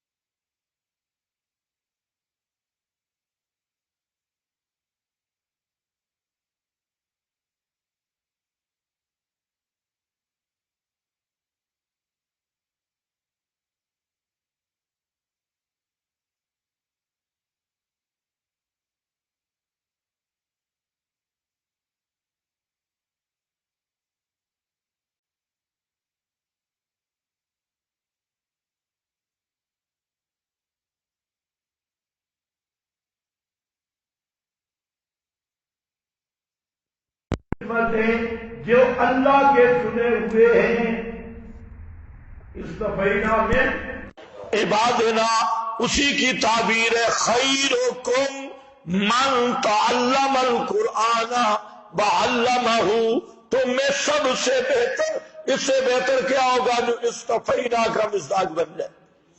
استفینا من عبادنا، یہی وہ خیریت کا مصداق ہے۔ تو من قرأ القرآن نہیں، من تعلم القرآن وعلمہ، جو قرآن سیکھے سمجھے دوسروں کو سمجھائے، یہ سب سے بہتر آدمی ہے۔ خیرکم من تعلم القرآن، تعلم القرآن، یہ تعلم اصل ہے ہی قرآن کا معنی مفہوم سیکھنا، قرآن کا ترجمہ سیکھنا، قرآن کا مفہوم سیکھنا، تو یہ سب سے بہتر ہے۔ اور یہی وجہ ہے کہ اصحاب رسول کا، ان کی سیرتوں کا آپ مطالعہ کریں، ان کے زبان پہ بھی قرآن تھا،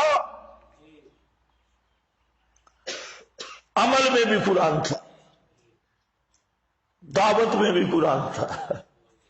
اگر ان کے جنگی مارکے دیکھے نا، ہم تو جہاں مسجد میں بیٹھ کے پڑھ رہے ہیں نا، ان ایتوں کا معنی کیا ہے، اور وہ زبان سے پڑھتے جاتے تھے اور جان سے عمل کرتے جاتے تھے۔ مثلا ایک آیت جو بڑا جس کا ورد ہوا، کم من فئۃ قلیلۃ غلبت بإذن اللہ، ادھر 4000 آدمی کھڑے، مقابلہ میں 1.5 لاکھ آدمی کھڑا ہے۔ اب وقت آ گیا نا قرآن سمجھنے کا، قرآن سمجھنے کے ایک انداز یہ بھی ہے۔ اب وہ کہتے ہیں جناب ادھر 1.5 لاکھ ہے، ادھر 4000 ہے، کیا ہوگا؟ اب وہاں پر معلم قرآن پڑھتا ہے، کم من فئۃ قلیلہ، کم من فئۃ قلیلہ، یہ وہ پڑھ رہا ہے۔ اب صرف پڑھا نہیں، ہمارا اور ان کا یہ فرق ہے، ہم پڑھتے ہیں، انہوں نے صرف پڑھا نہیں، تلواروں کو حرکت دی ہے۔ اور کم من فئۃ قلیلہ، ایک دن میں آیت کا مصداق آنکھوں سے دیکھ لیا، وہ 4000 کا لشکر 1.5 لاکھ کی گردنیں کاٹ کے فارغ ہو کے اب کہتا ہے صدق اللہ، اللہ نے سچ کہا ہے۔ کچھ سمجھ آ رہی ہے؟ یہ بھی تو قرآن ہے، یہ بھی قرآن کی تفسیر ہے۔ وہ عملی مفسر تھے قرآن کے، وہ زمانہ میں معزز تھے مسلمان ہو کر، اور تم ذلیل و خوار ہوئے تارے کے قرآن ہو کر، قرآن کو چھوڑ کے۔ صحابہ کی پوری زندگی قرآن کی عملی تفسیر ہے، عملی تفسیر ہے۔ اب ہم پڑھتے رہتے ہیں حسبنا اللہ، حسبنا اللہ، وظیفے پڑھتے ہیں حسبنا اللہ، ہمارے وظیفے یہ ہوتے ہیں، یہ حسبنا اللہ پڑھ تو شادی ہو جائے گی،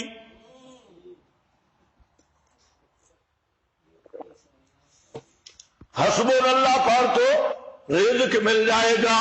اور ایک وہ حسبنا اللہ کی تفسیر بھی ہے، 70 زخمی پڑے ہیں، 70 شہید ہو گئے، اور زخم بھی بڑے بڑے گہرے، اور لوگ کہتے ہیں ان الناس قد جمعوا لکم، لوگ پھر آ رہے ہیں اور اسی حالت میں حملہ کرنا چاہتے ہیں۔ اب وہ وظیفہ کیا پڑھتے ہیں؟ حسبنا اللہ۔ اب اس حسبنا اللہ اور اس حسبنا اللہ میں بڑا فرق ہے۔ وہاں کھڑے ہو کے کہنا حسبنا اللہ وہ عملی تفسیر ہے، اور جہاں حسبنا اللہ اس کی کئی توجیہات ہیں، یہاں کے حسبنا اللہ کے کئی توجیہات، اور وہاں حسبنا اللہ کا معنی واضح ہے اور عملی تفسیر ہے۔ تو آپ جس منہج پہ بیٹھے ہیں اس کا ماضی کی طرف جائیں تو نور ہی نور ہے۔ ہمارے اسلاف نے ساری زندگی قرآن سیکھا، قرآن سکھایا اور اسی قرآن کو زندگی میں اپنایا۔ پوری سلف کی تاریخ ہر میدان میں یہ بھی درس قرآن کا عنوان ہے، عملاً قرآن سکھانا، اور اصل مؤثر بھی یہی ہے۔ اور یہی وجہ ہے کہ آج مقرر تقریر کرتا ہے، پہلے جو آدمی توحید کے قریب ہوتا ہے وہ تھوڑا دور ہو جاتا ہے، اور وہاں تلواریں بھی ہاتھ میں ہوتی تھی، لیکن وہاں قرآن کی آیت اتنا اثر دکھاتی تھی کہ جہاں صحابہ گئے وہاں توحید کے جھنڈے گڑ کے شرک چھوڑ کے لوگ سارے مباحث بنتے گئے۔ تھوڑا سا فرق تو ہے۔ اور جس طرح اس امت کے اواخر میں امت کا زوال شروع ہوا، اور زوال کی وجہ یہی تھی، آپ پوری تاریخ اٹھائے کہ جب اس امت نے قرآن اور جہاد کو چھوڑا ہے، نبی پاک کی پوری سیرت وہ ہے قرآن اور تلوار، دو ہی چیزیں ہمیں ملی ہیں پوری سیرت میں۔ اور جب یہ گیا، اور یہ بھی یاد رکھو یہ جاتی بھی کٹھی ہے، جہاد گیا قرآن گیا، قرآن گیا جہاد گیا۔ اب دیکھ لو صوفیوں کے پاس قرآن ہوتا ہے،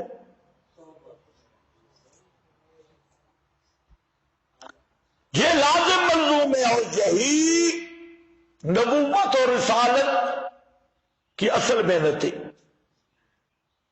ایک قرآن ہے، دوسرا تلوار ہے۔ انگریز مورخین نے لکھا کہ صرف اسلام کی دو چیزوں سے ہمیں اختلاف ہے، اگر دو چیزیں مسلمانوں سے لے لو تو ہم بھائی بھائی ہیں، ہمارا کوئی فرق نہیں۔ ایک وہ محمد کا قرآن ہے، دوسرا محمد کی تلوار ہے، یاد ہے۔ اور یہی وجہ امریکہ میں نمازیں نہیں ہوتی، یورپ میں مسجدیں نہیں، برطانیہ میں مسجدوں سے تو تکلیف ہی نہیں، نمازیں سارا دن پڑھ، تہجد پڑھ، اوابین پڑھ، اشراق پڑھ۔ آج تک کہیں کسی نے اعتراض کیا ہے کہ اس نے مصباح کیوں توڑا ہے، استنجا کیوں کیا ہے، نماز کیوں پڑھی ہے؟ کوئی تکلیف نہیں، ساری زندگی روزہ رکھ۔ لیکن جب قرآن کی بات اور غلب نظام قرآن کی بات جو تلوار کے ساتھ ہوتا ہے اس کی بات آتی ہے تو اسلامی ملک میں بھی رہنا مشکل ہو جاتا ہے۔ ادھر سے چی چی، ادھر سے ٹی ٹی، ادھر سے چی چی، ہر طرف سے شروع ہو جاتی ہے۔ تو اصل یہ بات سمجھو کہ امت میں ذلت آئی تب ہے، قرآن بھی گیا جہاد بھی گیا، اور جس دور میں یہ تجدید ہوتی رہی، یہ بھی اسلام کا زندہ معجزہ ہے، تجدید ہوتی رہی سب کا ادوار میں، کہیں حکومتوں میں کمزوری آئی، اللہ نے اس قوم کو پیچھے کیا، دوسروں کو آگے کر دیا۔ وہ جب غافل ہوئے جہاد اور قرآن سے، ان کو پیچھے کیا، دوسروں کو آگے کر دیا۔ اور جب خرابی بڑھی تو امت کی اصلاح ہوتی رہی، کبھی تاتاریوں کے ذریعے،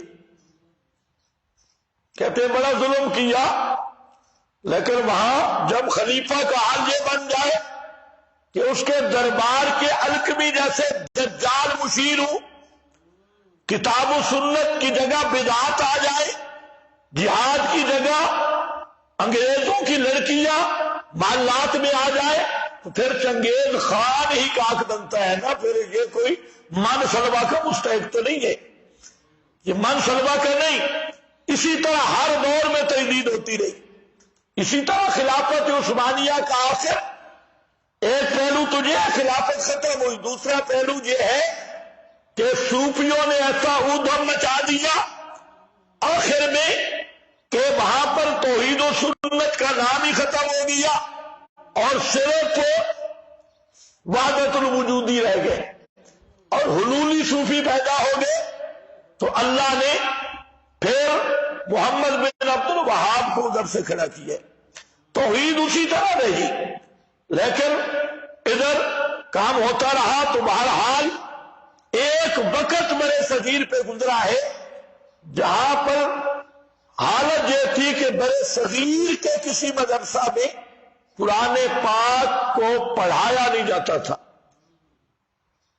ترجمہ یا تفسیر یہ حضرت شاہ ولی اللہ محدث دہلوی ہے. وہ شخص ہے جس نے قرآن اور سیاہ ستہ کو تعلیم کے طور پہ بڑے صغیر میں لائے. ابو الحسن ندوی کی کتاب تاریخ دعوت و عزیمت کا مطالعہ کرو، حضرت شاہ ولی اللہ پر پورا ایک جلد ہے، آپ وہاں دیکھیں اور دوسری تاریخ دیکھیں تو حضرت شاہ ولی اللہ رحمہ اللہ وہ پہلے شخص ہے جس نے قرآن پاک کا فارسی میں ترجمہ کیا. پھر یہی خاندان شاہ ولی اللہ ہے. حضرت شاہ ولی اللہ کے بعد حضرت شاہ عبد القادر ہے.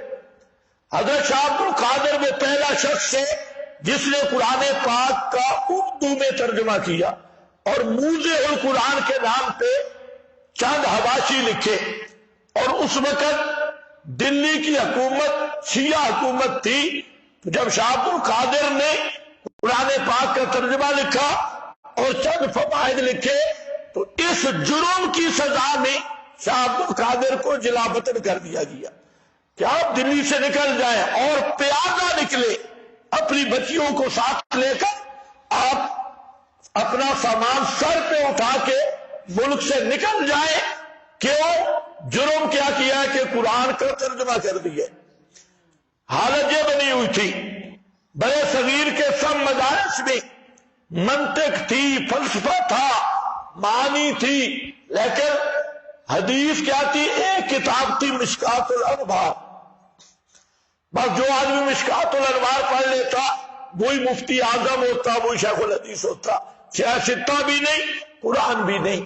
شاہ عبد القادر محدث دہلوی رحمت اللہ تعالی علیہ، حضرت شاہ ولی اللہ، شاہ عبد العزیز، شاہ عبد القادر، شاہ رفیع الدین، یہ وہ حضرات ہیں جنہوں نے قرآن کا مقصد توحید اور خود قرآن یہ خاص خاص حلقوں میں بیان کیا اور تحریروں میں ذکر کیا، تحریروں میں لائے اور قرآن پاک کا ترجمے پہ زور دیا.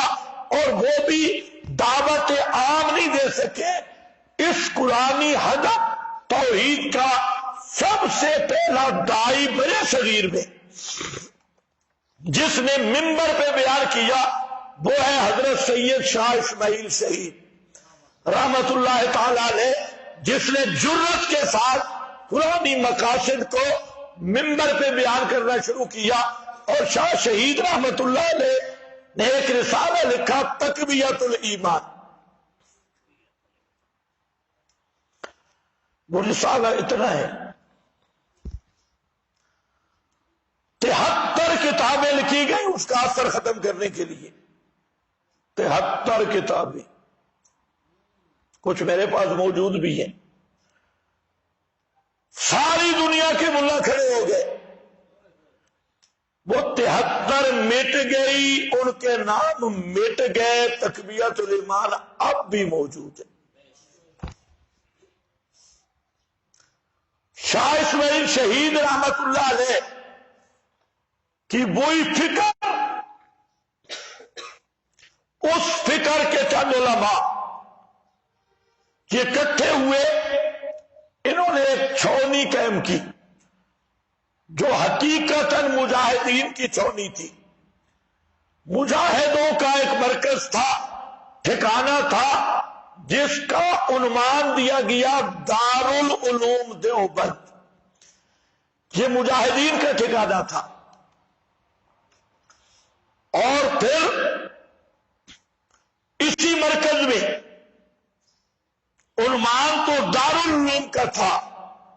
اور اگر میں کہوں کہ یہ مجاہدین کا جنگی معسکر تھا تو اس میں غلطی نہیں ہوگی. یہ ایک طریق تھا مسلمانوں کو جمع کر کے دین کے تحفظ کا. اور اسی میں حضرت شیخ الہند، آج کل کے طاغوتیے بھی شیخ الہند کا نام لیتی ہے الیکشن کے لیے، شیخ الہند امیر المجاہدین تھے. حضرت مولانا محمود الحسن رحمت اللہ تعالی علیہ. اور وہ مدرسہ بھی ایک انار کے درخت کے نیچے، ایک استاد ایک شاگرد سے شروع ہوا. استاد بھی محمود، شاگرد بھی محمود. انار کے درخت کے نیچے بیٹھ کے وہاں سے کام شروع ہوا. اور وہی فکر قرآنی اسی دارالعلوم دیوبند میں آئی. اس کو مٹانے کے لیے بڑے بڑے لوگوں کو کھڑا کیا گیا. مرزا گاما کو کھڑا کیا گیا، رنجو خان کو کھڑا کیا گیا، بڑے بڑے حضرات کو کھڑا کیا گیا. لیکن وہ مخلصین اخلاص کے ساتھ چلتے رہے. اکابرین دیوبند، ان پہ خدا کی رحمتیں ہوں، اور وہ دین کی خدمت کرتے رہے. اور پھر حضرت شیخ الہند کی ایک فکر لگ گئی.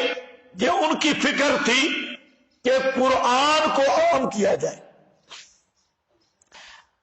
مالٹا کی جیل میں جب گئے تو شاہ عبد القادر کا ترجمہ ساتھ رکھا. اور اسیری کے دوران حضرت شیخ الہند نے اس ترجمہ کی تسہیل کی.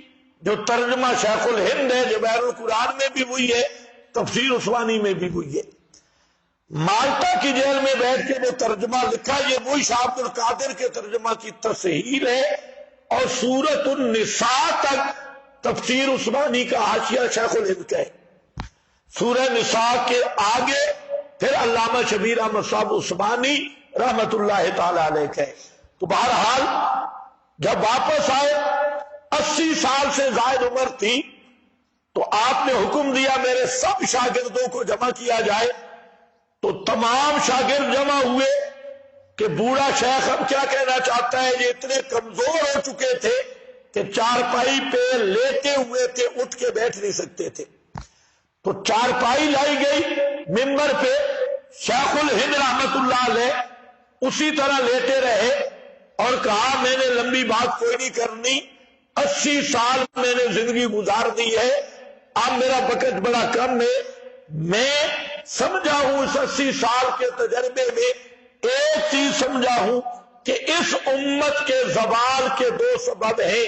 ایک ہے قرآن سے دوری اور دوسرا آپس کا افتراق. اور جو آپس کا افتراق ہے وہ بھی قرآن کی دوری کی وجہ سے ہے. اس لیے میرا جو شاگرد ہے سب کو میں حکمن کہتا ہوں کہ اس قرآن کو عام کرو، ہر آدمی کو قرآن سکھاؤ، عوام الناس تک قرآن کا پیغام پہنچاؤ.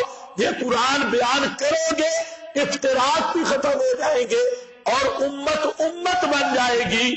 تو یہ شیخ الہند کی فکر تھی اور اسی نصیحت پہ انہوں نے جلسہ ختم کر دیا. تو شیخ الہند کی اسی نصیحت اور اسی فکر کے امین بن کے آئے مولانا حسین علی رحمت اللہ تعالی علیہ. مولانا حسین علی رحمت اللہ تعالی علیہ اسی چشمے آب حیات اسی سے سیراب ہوئے. حضرت گنگوئی، حضرت مظہر نانوتوی، ان سے قرآن پاک کی تفسیر پڑھی، پھر وہ تفسیر پڑھانی شروع کی. آج بھی اگر آپ جائیں اس ترقی کے دور میں بھی تو وہاں بچرا کے اس جنگل میں جب ہم گئے تو جنگلی خرگوش پھر رہے تھے. خرگوشوں سے بزدل جانور ہے، آپ اندازہ کریں آبادیوں میں تو نہیں پھرتا. تو اس جنگل میں حضرت نے ڈیرا لگایا، حضرت مولانا حسین علی صاحب رحمت اللہ علیہ، اور وہاں قرآن کے انوارات تقسیم کرنے شروع کیے. ٹریفک نہیں تھی، ذرائع ابلاغ نہیں تھے، میڈیا نہیں تھا، اشتہاروں کا زمانہ نہیں تھا، اور آبادیوں سے کٹا ہوا علاقہ، وہاں بیٹھ گئے اور اللہ جانے اس کا کتنا بڑا اخلاص تھا کہ میں نے ان کا وہ کاپی چیک کی جہاں طلباء کے نام لکھے ہوئے تھے، کوئی بنگلہ دیش سے، کوئی سعودی عرب سے، کوئی افغانستان سے اور مختلف ممالک سے اس زمانے میں وہاں طالب علم پہنچے، 4 رہے، 5 رہے، 10 رہے، لیکن اس زمانہ کے وہاں طالب علم پہنچے، اور پہنچے تو کئی ہوں گے، لیکن جو چند ایک ستارے چمکے ہیں اس علوم قرآنی کے آفتاب سے، ان میں ایک پنج پیر کا شیخ القرآن مولانا محمد طاہر رحمت اللہ تعالی علیہ، اور پنڈی کے شاعر جو اصل میں اٹک کے تھے شیخ القرآن مولانا غلام اللہ خان رحمت اللہ تعالی علیہ، اور حضرت مولانا شمس المحدثین حضرت قاضی شمس الدین رحمت اللہ تعالی علیہ، اور ولی کامل امام الدعوہ حضرت سید عنایت اللہ شاہ بخاری رحمت اللہ تعالی علیہ، یہ چند لوگ تھے، انہوں نے وہی فکر شیخ الہند، وہی مشن الوانی حضرت مولانا حسین علی، اس کو لے کر انہوں نے قرآن پڑھانا شروع کیا۔ آج ہم تحدیث بن نعمت کے طور پہ کہتے ہیں اور پورے چیلنج کے ساتھ کہتے ہیں کہ دنیا کے کسی کونے میں بھی اگر کوئی قرآن کا ترجمہ، مفہوم، تفسیر پڑھا رہا ہے تو اس کا بلا واسطہ یا بال واسطہ تعلق ہے مولانا حسین علی سے۔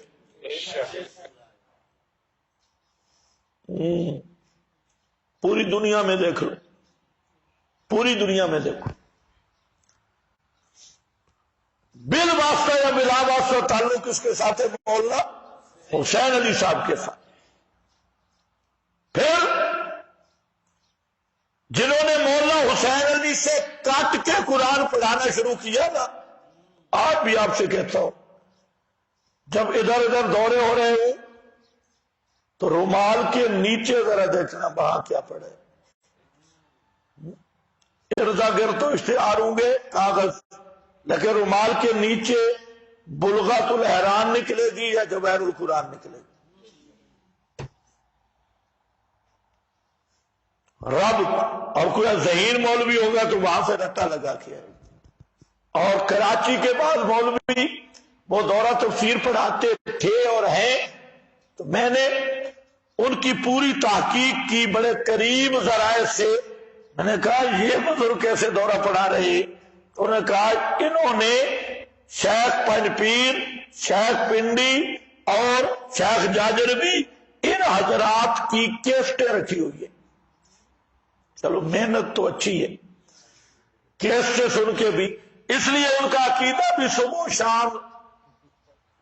اور شام ہو، کیونکہ یہ کیسٹیں سنی تو بالکل ہمارے والا عقیدہ، وہ زبان پہ رٹا لگایا ہوتا ہے۔ استاد نے کہا تھا شاگرد کو جو میں کہوں آپ بھی وہی کہیں، تو استاد نے کہا پڑھ بچہ پڑھ، آگے شاگرد نے بھی کہا پڑھ بچہ پڑھ، تو یہ ہوتا ہے رٹا۔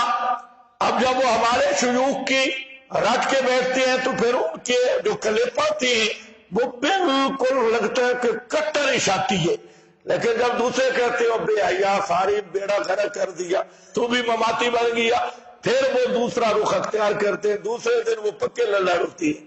تو یہ ہے یمسی مومنن و یصبح کافرا، شامی اور صبح اور، لیکن پھر بھی کم از کم اتنا تو ہمیں مانو نا، تم اگر قرآن کا ترجمہ بھی پڑھاؤ تو ہمیں گالیاں 1000 دو، کیسٹیں پھر بھی ہماری سنتے ہو، تم مسائل پڑھاؤ، کاغذ ہمارے فوٹو اسٹیٹ چوری کراتی ہو، کاغذ ہمارے مواد تو پھر بھی ہمارا تمہارے پاس جاتا ہے، لیکن ہم اس پہ خوش ہیں کہ اگر کسی کو فائدہ ہوگا تو ثواب تو ہمیں ملے گا، باقی ہمیں چاند گالیاں بھی نکالو لیکن کم از کم ہماری جو باتیں ہیں وہ آگے پہنچا دو، تجھے بھی آپ کی معاملت ہوگی، اچھی بات ہے۔ تو بہرحال مولانا حسین علی کا یہ فیض ایسے عام ہو گیا جس کا اس وقت تصور بھی نہیں تھا۔ اس سلسلے میں مختصر طور پہ اپنی سند بھی عرض کر دیتا ہوں کہ قرآن پاک کا ترجمہ اور تفسیر میں نے متعدد اساتذہ سے پڑھا ہے، جن میں ایک ہمارے شیخ ہیں تو سب سے پہلے دورہ تفسیر ان سے پڑھا تھا، وہ ہے عالم بعمل اور مخلص فی اللہ حضرت علامہ قاری محمد اشرف صاحب رحمت اللہ تعالی علیہ۔ یہ ڈیرہ اسماعیل خان ڈھکی کے بزرگ تھے اور وہ شاگرد تھے حضرت شیخ القرآن مولانا غلام اللہ خان رحمت اللہ تعالی علیہ کے۔ آگے سند آپ کی سند میں مذکور ہے۔ پھر دوسرے میرے شیخ ہیں امام اہل سنت مجاہد فی سبیل اللہ شہید مظلوم حضرت علامہ محمد حسین شاہ نیلوی رحمت اللہ تعالی علیہ، میں نے ان سے 2 دفعہ ترجمہ اور تفسیر پڑھی، اور بھی حضرت کا جو اصل قرآن پاک ہے جس سے وہ پڑھاتے تھے وہ بھی الحمدللہ میرے پاس موجود ہے، جس سے وہ ان کے نوٹس ہیں جو کہیں چھپے ہوئے نہیں ہیں، قلمی ان کا نسخہ ہے، اور ان کے ہاتھ کی لکھائی وہ بھی میرے پاس موجود محفوظ ہے۔ تو دوسرا حضرت نیلوی شاہ سے رحمت اللہ تعالی علیہ اپنے چچا سے پڑھے، اور ان کے چچا جو تھے وہ مولانا حسین علی صاحب سے پڑھے رحمت اللہ علیہ۔ تیسرے ہمارے تفسیر کے استاد ہیں حضرت سلطان المناظرین شیخ الحدیث حضرت مولانا قاضی عصمت اللہ صاحب رحمت اللہ تعالی علیہ، اور قاضی عصمت اللہ صاحب رحمت اللہ تعالی علیہ یہ حضرت شیخ القرآن رحمہ اللہ کے بھی شاگرد تھے، اور حضرت قاضی شمس الدین رحمہ اللہ کے بھی شاگرد تھے۔ چوتھے جو ہم نے بالاستیاب تقریباً پورا سال جن سے قرآن پڑھا، دورہ نہیں تھا، بالاستیاب پڑھا، پورا سال پڑھا، تو وہ تھے مجتہد فی الفنون حضرت علامہ مولانا محمد سعید صاحب بلند والے رحمت اللہ تعالی علیہ، جو اشاعت التوحید کے اکابرین میں سے تھے۔ ہمیں جب ان سے پڑھا تو اور بھی کتابیں پڑھی، تو ہم نے ان سے بخاری بھی پڑھی مولانا محمد سعید صاحب رحمہ اللہ سے، اور بھی متعدد متن متین بھی پڑھی، حاشیہ عبد الغفور پڑھا، متول پڑھی، اور بھی کتابیں ان سے پڑھی۔ اور حضرت مولانا محمد سعید صاحب رحمت اللہ تعالی علیہ یہ فنون کے امام تھے، مجتہد تھے، اور حضرت کے پاس ہم پورا سال تک قرآن پاک سامنے بیٹھ کے پڑھا، اور وہاں پر ان کے جو استاد ہیں وہ اوپر تو ایک ہے حضرت مولانا سلطان صاحب جو دیوبند کے فاضل ہیں اور کٹھیالہ شیخہ میں رہے، ان سے بھی پڑھا، اور شیخ القرآن مولانا غلام اللہ خان صاحب سے بھی انہوں نے پڑھا، اور بھی ان کے جو قرآن کے اساتذہ ہیں متعدد ہیں۔ اسی طریقہ سے 5واں ایک دورہ میں نے پڑھا، وہ رحیم یار خان میں حضرت علامہ مفتی اعظم حضرت مفتی خان محمد جاجربی دامت وجودہم سے ایک دورہ ہم نے ان سے پڑھا، اور مسائل کے مناظرہ کے اور تفسیر کے میرے وہ استاد جن سے 15 نہیں 16 سال تک استفادہ کیا وہ ہیں امام المناظرین شیخ الحدیث و تفسیر حضرت علامہ مولانا محمد یونس نعمانی رحمت اللہ تعالی علیہ.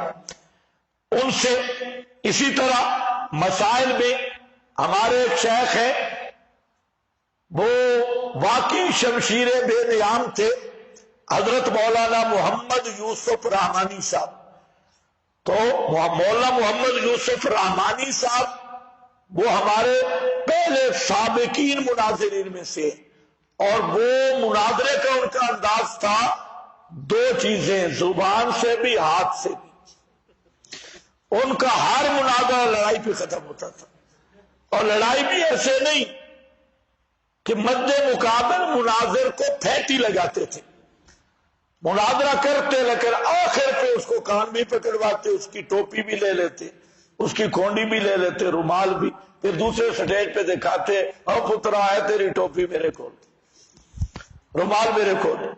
وہ زبردست مناظر تھے. تو بہرحال مسائل ہم نے ان سے پڑھے، اور بھی بعض اساتذہ کرام وہ انشاءاللہ تذکرہ ہوتا رہے گا. تو اب جو میں بات عرض کرنا چاہتا ہوں اس کو ذرا غور سے سنو. ایک یہ کہ قرآن کے ترجمہ اور تفسیر میں ہم پابند ہیں تفسیر سلف کے. قرآن پاک کے ترجمہ اور تفسیر میں ہم پابند ہیں سلف صالحین کی تفسیر اور اصول تفسیر کے. تفسیر اور ترجمہ میں آپ نے نوٹ کرنا ہے، میں ابھی سے آپ کو بتا رہا ہوں کہ ایک آیت بھی ایسی نہیں ہوگی جس کا ترجمہ یا معنی یا تفسیر میں اپنی طرف سے کروں. ایک آیت بھی نہیں ہوگی. اس دعوے کو سمجھو. جہاں کہیں آئے آپ کی ذمہ داری آپ نشاندہی کریں. جو بیان کروں گا وہی قرآن کا معنی مفہوم ہوگا جو 14 صدیوں سے آ رہا ہے. جس طرح قرآن کے کلمات متواتر ہے نظم، اسی طرح قرآن کا وہ معنی بھی متواتر آ رہا ہے.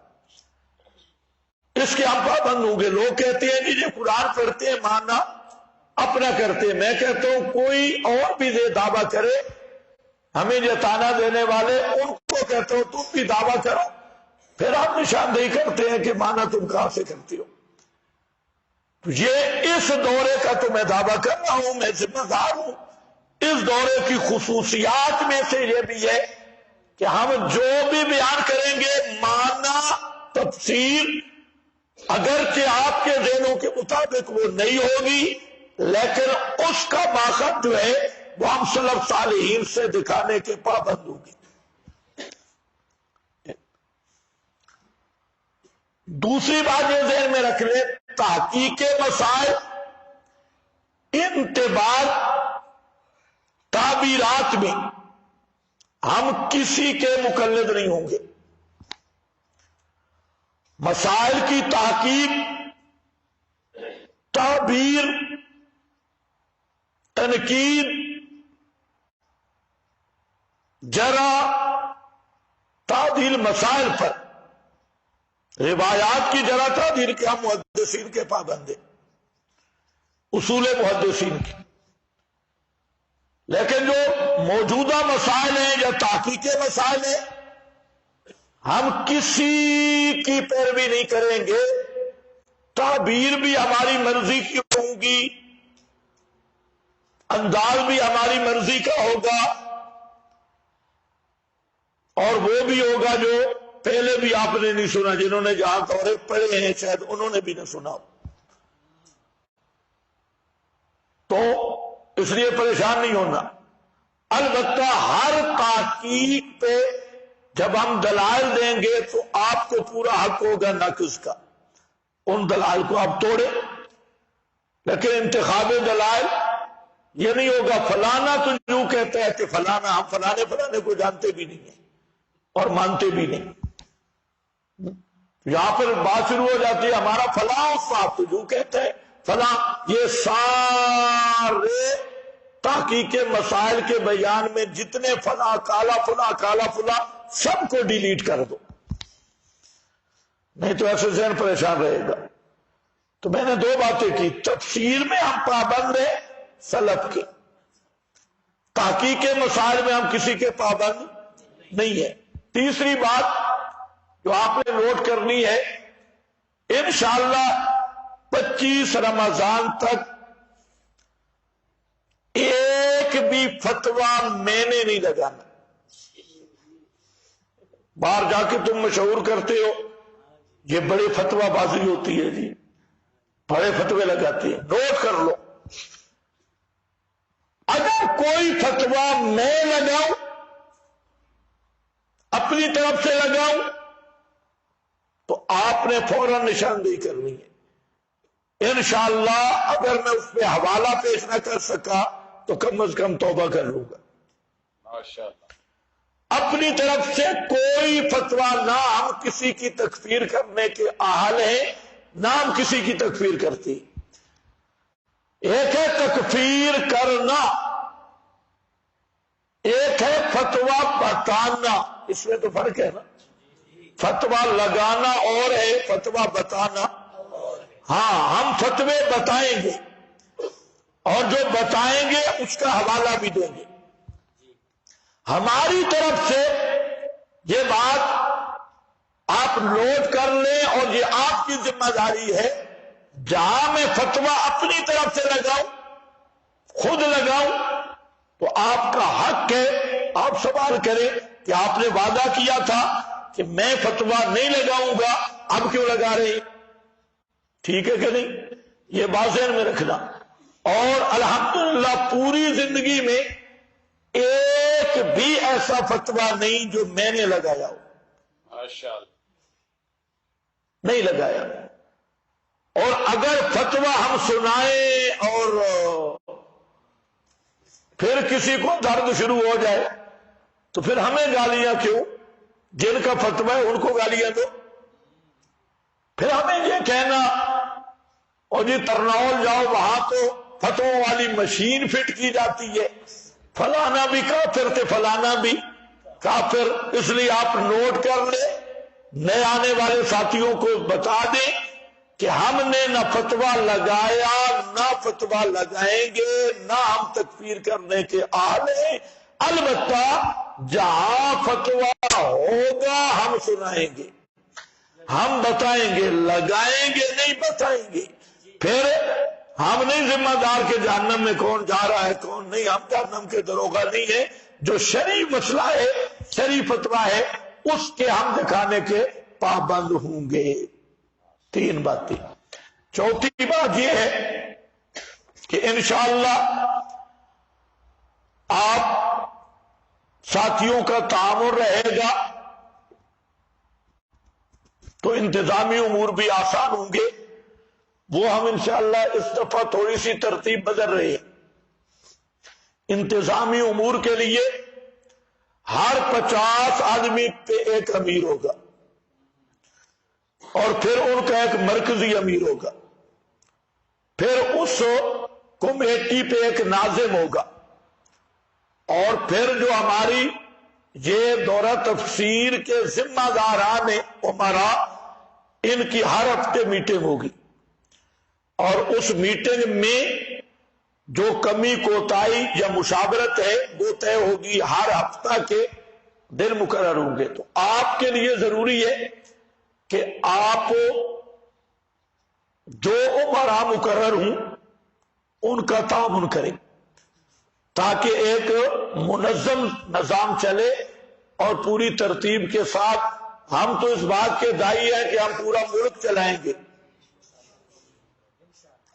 ہم تو کہتے ہیں جو گنجے ننگول کو ہم نے دیکھ لیا ملک ہمارے حوالے کر دو، ہم چلائیں گے. اور دعویٰ ہمارا یہ اور چلے مدرسہ بھی نہیں.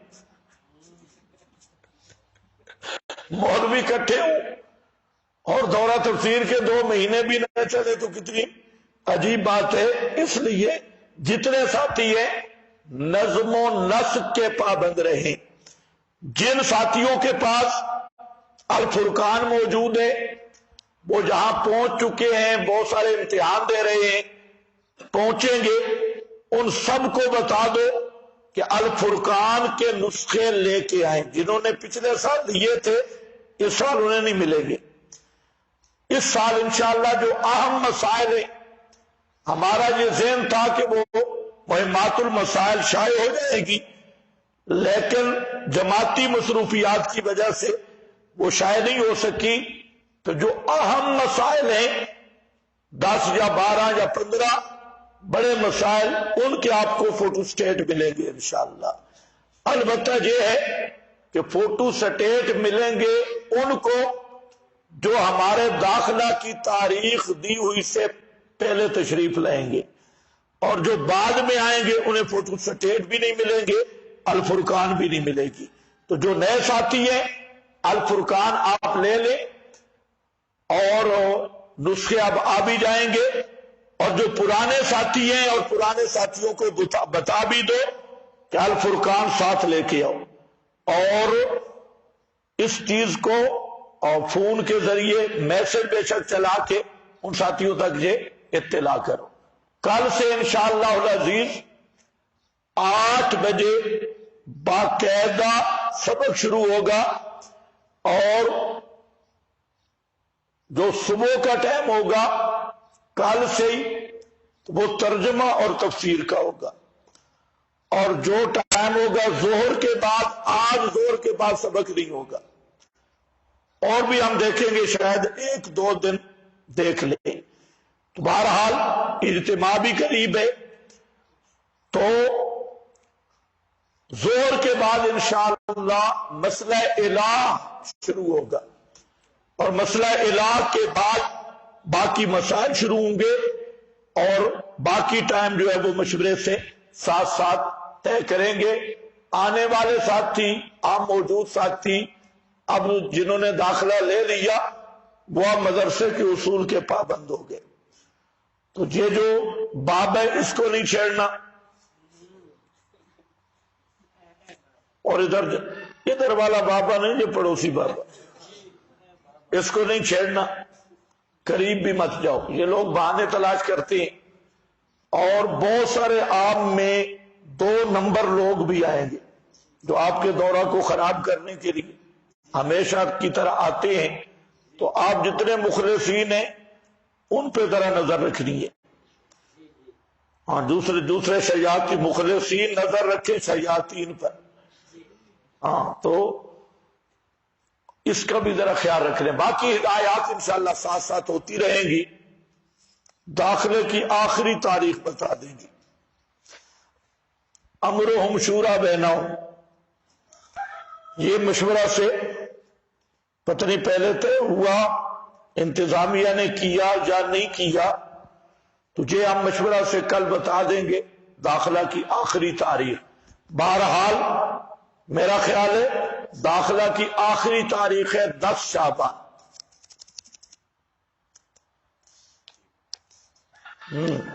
چلو ادھر ہی مشاورت کر لیتے، اس کو بند کر دو.